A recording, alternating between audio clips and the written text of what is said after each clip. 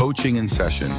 Your exclusive destination for unparalleled personal and professional growth. With your host, Michael Rearden.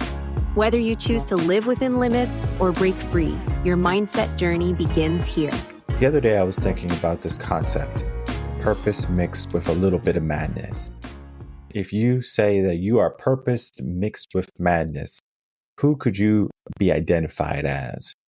We could look at some of the greats. We could look at Steve Jobs. We could look at Nikola Tesla. We could look at Elon Musk. We could look at Donald Trump. We could look at all the people who have done a lot of things in their life. Maybe to the point of how in the heck did they get all this done? Especially to the point of if they were the trailblazers, if they have never done it before. The concept of how are they able to be consistent in doing all of these amazing and wonderful things, it seems like. I know it can be daunting when it comes to us just doing one thing. Maybe we want to open up a bakery. Maybe we want to open up a school for the children of our neighborhood or something along those lines, or a daycare, right? Something that might just be for us. But maybe there's something else there. Maybe there's a grander plan. And most of the time when we're thinking just on the surface level. We go to work so we can get a paycheck, so the paycheck can pay the bills, and then the bills will make us feel as if we're doing something in our life, or maybe it might make us feel as if we are trapped in a job because we have to pay the bills, whichever way you want to view it. I remember when I was like 18 years old, I was like, what makes an adult? Like, what is an adult? I was like, an adult is probably just someone who pays bills. Rightfully so. When you're an adult, you pay a lot of bills. Or you have a lot of obligations, and basically no one is going to be coming to save you. I understand that some adults might still be children, but I'm not talking about those adults. I'm talking about the people who want some change in their life. But sometimes they find themselves at a dead-end road. They find themselves maybe at a plateau. They find themselves with their hands tied behind their back. They find themselves behind a locked door. But then maybe if we just shifted the perspective, maybe we're in front of it all. Maybe we're in front of the chaos, and that madness is pushing us forward because we have a goal, and the purpose is the propellant. The madness is the fuel. And you mix both together, you have something combustible. And it could be chaotic, it could be destructive, or it could be magnificent. Because spaceship that is being launched is using all this fuel and all this propellant and launching into space. And if you are underneath those rockets, Jesus, you're going to be done extra crispy. But those same flames and that same combustion is going to put that rocket into space. But maybe we are not aiming at the right thing right now. Maybe our focus is not on the right things right now. Maybe we're not angry enough at our weaker self yet. So the madness hasn't taken over and ensued in our potential. What would happen if we gave ourselves purpose and we mixed it with some madness? This idea of purpose is this idea of knowing what you want to do. It's a clear mind. It's a focused idea of, hey, this is what I want to try. And the idea of trying and thinking is very different because I don't want you just to think all the time. I want you to do. Most people, when it comes to what they have to do, they will know what they have to do 9 times out of 10. But then again, are they the people that are going to see it through? Sometimes life can get in the way, yes, but it can't get in the way forever. But then again, we can say that it got in the way once and we can keep allowing it to get in the way. We can just take the easy road and just take the hits, take the licks, whatever we want to consider it, and just say, well, our purpose or my goal or the things that I wanted to do is just so far out of reach. It's too far out of reach for me. Maybe today it is. I think of when I was 18, and I talked about the story, but I think it's a really good story. I was less than 18. I was probably like 13 or 14 or something along those lines. I was in high school. I was becoming a sophomore, and I was trying to get in better shape because my mom was just feeding me McDonald's and stuff. And I was like, this was nice, but it wasn't the life that I wanted, right? Some chubby kid. And I remember Halo 1 had just came out on PC and there's consoles too, but I played on PC. And I got really good at Halo. I remember one time my brother, he came in and he saw me playing and I was just like annihilating everybody. And I'm like, again, I'm a teenager. He was like, whoa, like you're good, right? But then it's hours at the craft. I spent hours. And then I started to shift my focus from Halo and other distractions. And I said, you know what? I want to be purposeful about what I'm doing. And I was reaching that point of being 16. And I was like, okay, my dad said I have to be around 15 to 16 to work out. And he's right, because your muscles are developing and everything. But there was like, I was ready to go earlier than just 16. And I said, okay, well, I'm going to start. And I remember going with my brother to his summer training camps at his high school. And we would run around the track and we would go in the weight room. And let me tell you, my mindset or my ego at the time was like I was lifting 300, 400, 500 pounds, but my body can barely lift 200 pounds. So this is talking about bench and squat. It's very similar. But then I said, you know, I just have to get stronger. And the more I was doing it, the stronger I became. Where the first day I tried to run half a mile, I think I ran around the track maybe one time and I stopped. My brother kept going with his friend, but I just stopped and I finished up. And then the next day I was like, okay, I want to at least get this half a mile in, right? And I took some time, it took some work, but I was able to get the half a mile. But then what's the next goal? The next goal was a mile. And I was like, well, I want to get 4 laps around the track. It's going to be a mile. And I did the 2 laps and I was like, half a mile, easy. Let me push the third one. And then I got 75% of the way and I was like, I feel good.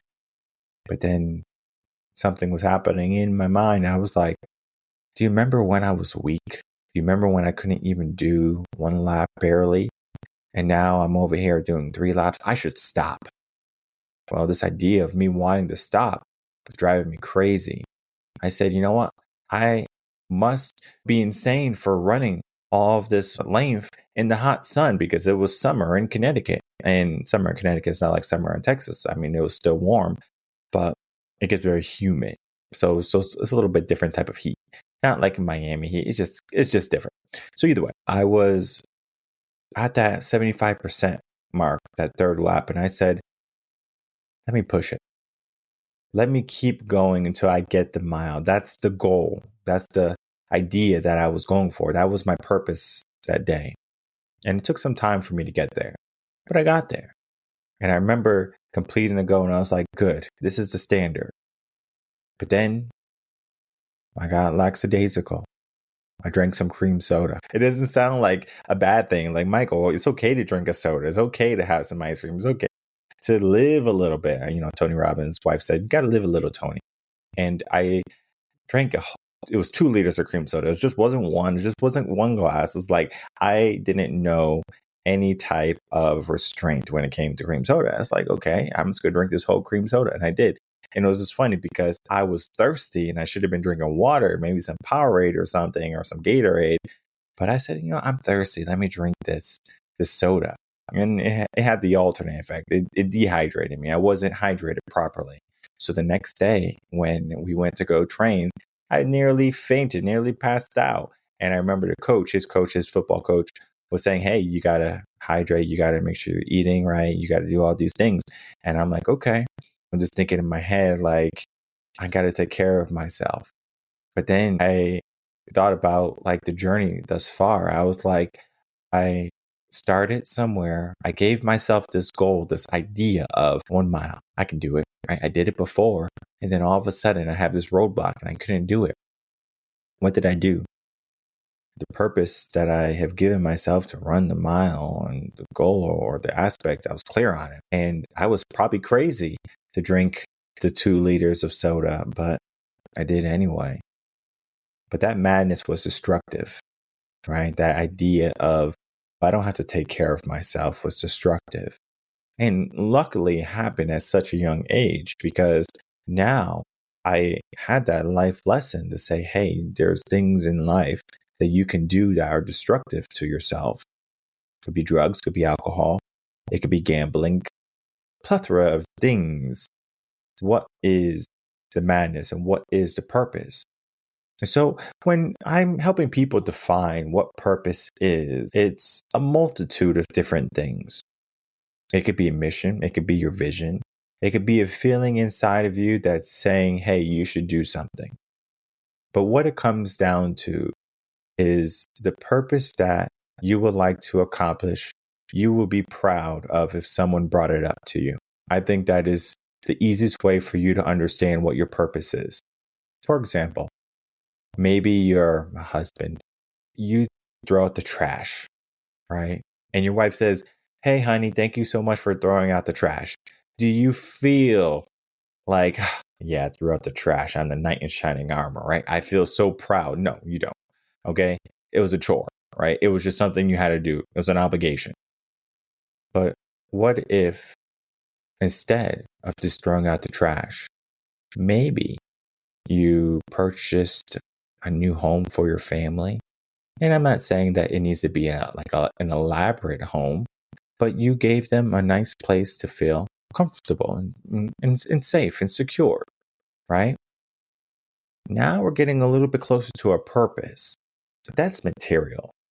What if we gave ourselves something that wasn't like something you can just get, but more of a mindset that you can attain? What if every single day you woke up and you did something that you hated, but you did it because it was going to get you to a goal that you had? Could you say that was your purpose? No, right? We know that's not what we should be going for. But what if we just switched that idea and instead we woke up every single morning and we loved what we did? That could be the purpose. So this idea that you're doing something and someone brings it up to you, you're like, hey, just want to let you know, that's really good. Happens with me in coaching. People will say, hey, you're really good at coaching, or thank you so much for helping me with this. And I feel good, right? I feel like I've been of service. I feel like I've helped.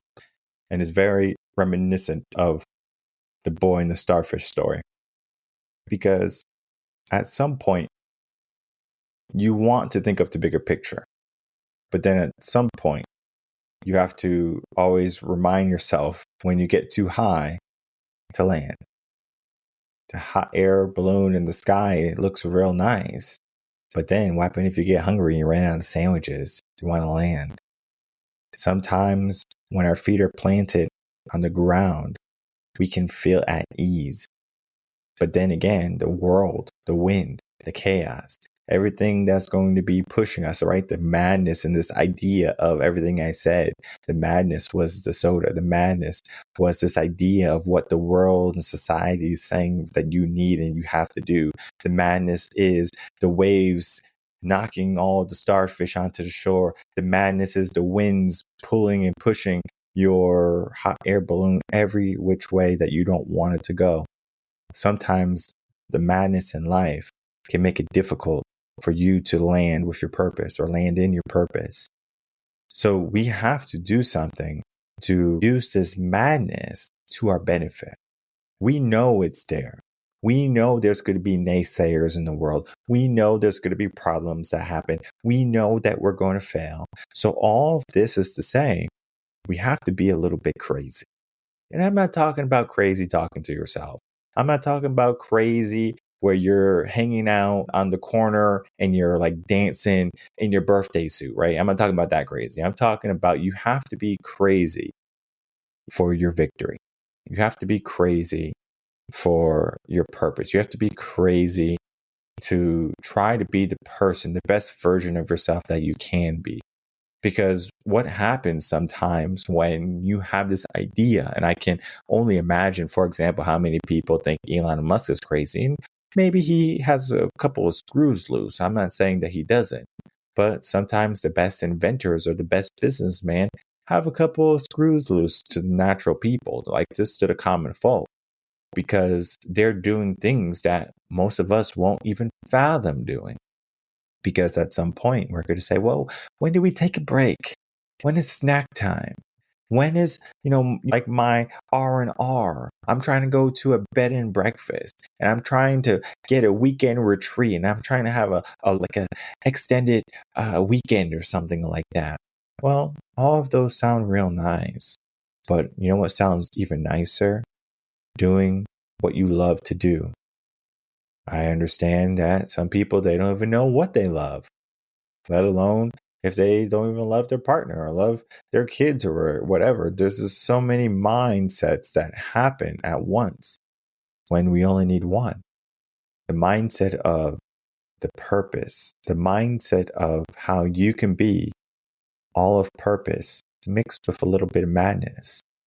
And I like to think of it as maybe some sweet tea. Sweet tea is nice, but then maybe you like unsweetened tea.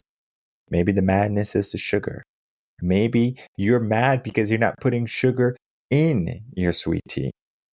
This is all a concept to the brain, to the mind. All of this is a facade for you to realize what is your level of madness, what is your level of purpose. Because there's going to be a person down the street who is starting a flower shop, or you might say, why in the world would anyone start a flower shop? That's a nonsense idea. It's not going to make no money. Okay.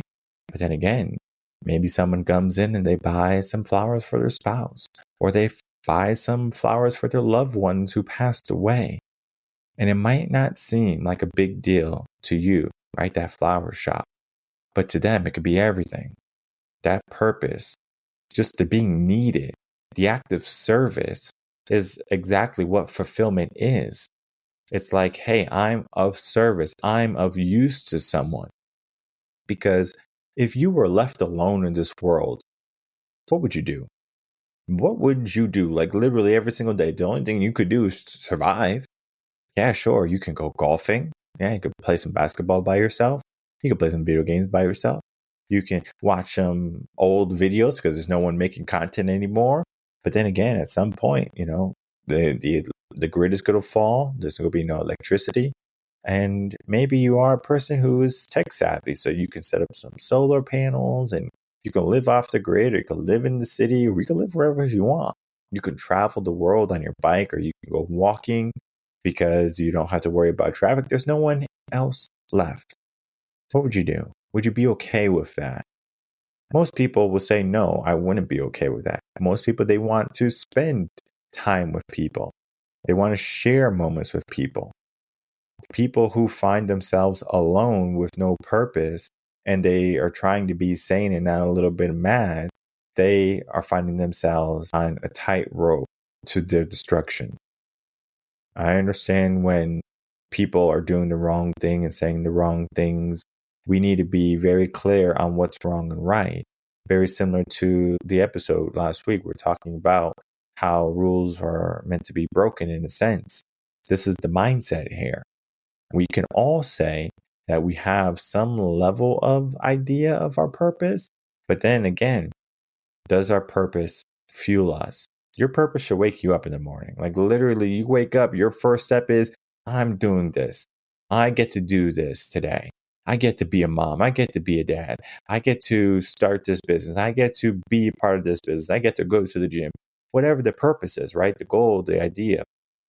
Maybe at some point it becomes convoluted because it's discipline at this point. It might have been structured. It might be systematic at this point. But you have to be a little bit mad and a little bit crazy toward that. Because if you are maybe a gym freak, right? Have you ever heard of the saying gym freak, right? They're not freaks in the gym, right? They're a person who loves going to the gym. Sometimes you have to be that freak. And I'm not talking about freaky like sex or anything. I'm talking about just like you have to be a person that's just crazed for something. You have to want it. Have you ever wanted something in your life? Maybe a material, maybe something that is just like a food, right? Maybe a pizza or a cookie or something. You're like, I want that so bad. you finally get it and you're like, Jesus, this is heaven. Maybe you can make that heaven every single day, every single moment, but you have to find that purpose, and you have to mix yourself with the madness that you're going to keep on driving to that purpose at every single point. I understand maybe your purpose might shift. Sometimes we have a pivot that happens in life. The purpose that we once have maybe is gone. I see this sometimes with parents who lose their children. It's very easy for a parent to give themselves the purpose of my child. I have two. They don't have anyone to take care of them. Of course, like my mom or my dad, if something happened to me, or my wife or their, her family, sure. But then again, will they do as good of a job as me? I'm not going to say yes or no, but no, they're not. All right. Because the idea is I am invested. I have a purpose for myself with them. They don't have to do anything for me. I'm not saying that I'm going to do everything for them, but it is a mission of mine to protect, to provide, to guide. And so this is what I will do. And maybe at some point I lose that purpose because maybe they grow up, or maybe, something happens, right? And I'm not saying that something will. I'm just saying that sometimes life can happen. And I've seen it happen too many times to count, where loved ones can be lost in an instant, in a flash. We have to understand that sometimes our purpose can't wait. And so we should be mad at ourselves if we're not living in our purpose. So instead of that mad being a negative connotation, let's allow that mad to be something good. We need to be mixed with madness and driven with this idea of reaching our purpose. We have to be a little bit crazy. We have to be those gym freaks. And so whatever your purpose is, do the work. Of course, we have articles, we have blogs on our website, revenconcepts.com. You can get yourself a consultation. You could do the work. You could begin journaling. You can give yourself this idea of what is your madness? What is your purpose? And can you find the right blend that works for you? Some people are going to be more crazy than others. I'm sure not everyone wants to be Elon Musk with he has like 40 companies or something at this point, maybe more, maybe less, I don't know. But he has this big idea of what he wants to accomplish and what he wants to do.